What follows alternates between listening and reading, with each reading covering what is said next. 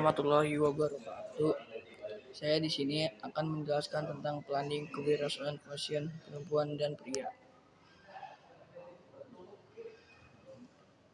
5W 1H. Yang pertama itu ada what.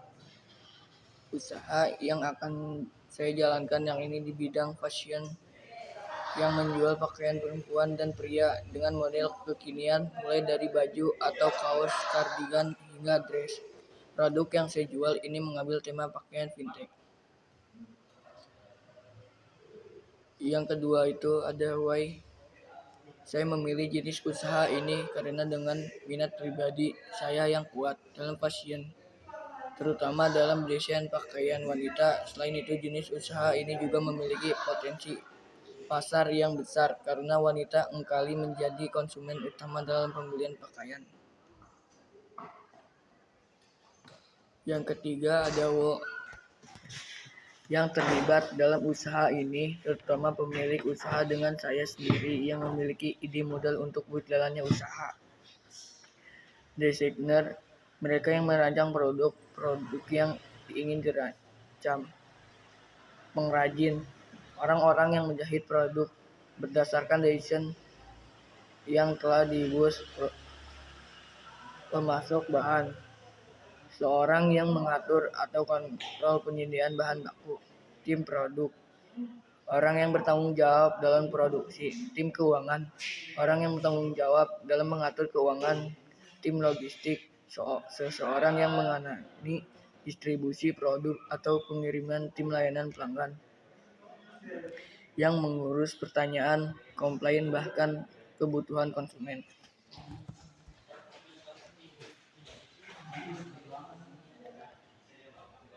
Yang keempat yaitu where.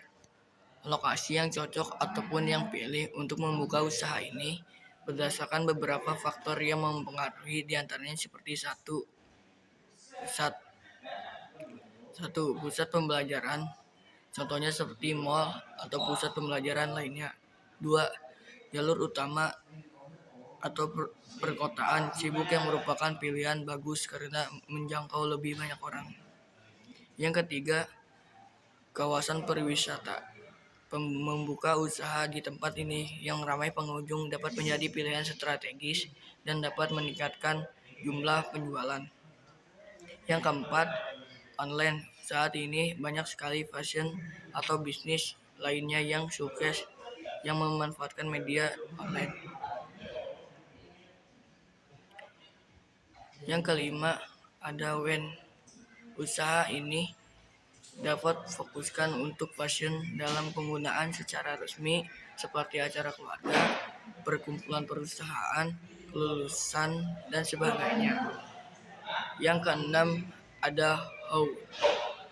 1. Perencanaan.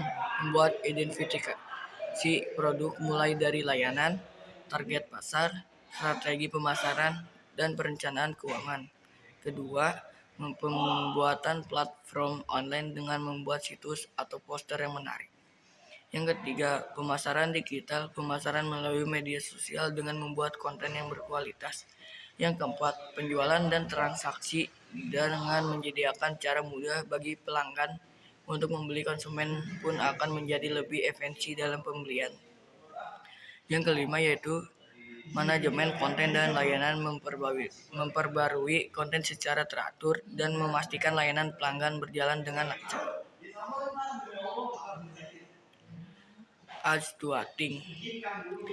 Actuating dalam kepemimpinan adalah bagaimana seorang pemimpin atau mempengaruhi perilaku sehingga bawahan tersebut mau bekerja sama secara efektif untuk mencapai tujuan organisasi dalam suatu kegiatan kerja. Jadi, seorang manajer hendaknya memberitahu, mengatur, dan mengelola bawahannya dengan perilaku yang berpendidikan, sopan, dan ramah kepada seluruh karyawan agar kegiatan kerja yang terjadi online shop sudah berlaku sesuai dengan standar operasional. Controlling. Yang pertama yaitu pengawasan pada kualitas. Pemantauan kualitas produk ini akan dilakukan secara rutin selama proses produksi untuk memastikan produk yang dihasilkan untuk memenuhi standar kualitas. Yang kedua yaitu pembelian persediaan, pengendalian persediaan, pemantauan persediaan bahan atau baku produk jadi dapat barang dengan untuk memastikan kesediaan barang yang cukup. Yang ketiga yaitu pengelolaan biaya produksi seperti mengawasi biaya produksi termasuk biaya bahan baku, upah, tenaga kerja, dan biaya overhead untuk memastikan efisien dan mengidentifikasi potensi penghematan. Yang keempat yaitu analisis penjualan, mengawasi rutin terhadap data penjualan untuk memahami tren produk penjualan, preferensi pelanggan, dan kinerja toko. 6M. Yang pertama itu merupakan manusia yang dianggap penting dalam suatu keberhasilan usaha yang meliputi A. Desainer, seseorang yang bertanggung jawab untuk menciptakan desain dan konsep pakaian. B. Pola maker, merupakan seseorang yang diperlukan untuk membuat pola yang sesuai dengan desain setelah diciptakan. C. Penjahit, orang yang berperan sebagai pembuat pakaian berdasarkan pola serta desain yang telah dibuat baik secara manual maupun dijahit. Yang D. Style, seseorang yang bertugas untuk merancang keseluruhan. Keempat, biaya merupakan modal yang diperlukan sebelum berjalannya usaha. Yang kelima, biaya pemasaran dan promosi, iklan atau online dan offline. 10 juta per bulan, webshop produk, Rp 5 juta per bulan, website dan e-commerce Rp 10 juta atau pengembangan awal Rp 2 juta. 6. Daya distribusi dan logistik, pengemasan atau kotak, tas, label, dan lain-lain 5 juta sampai 15 juta. Pengiriman produk Rp 5 juta sampai 20 juta tergantung jangkauan dan volume pengiriman. Biaya lain-lain, perizinan dan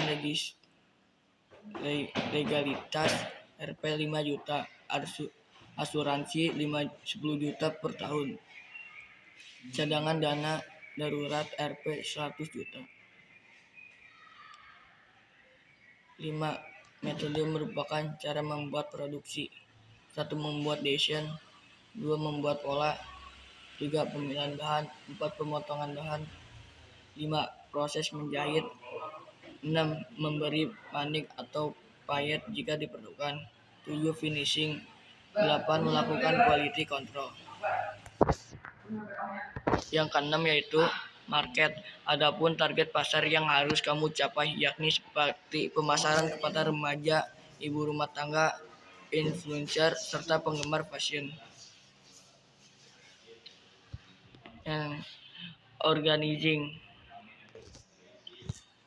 pemilik toko dari Developi, manajer, isfood, tim keuangan, tim pelayan, dan tim pemasaran.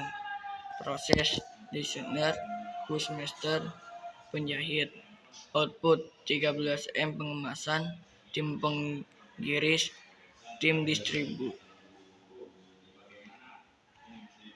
Andal, setelah dijadikannya produksi, kain sisa produknya akan diolah kembali menjadi beberapa barang yang pastinya dapat dimanfaatkan kembali seperti sarung bantal, dompet, teplak meja, sarung tangan, tas, dan barang lainnya. Setelah diolah, kain perca ini akan dijual kembali ke konsumen.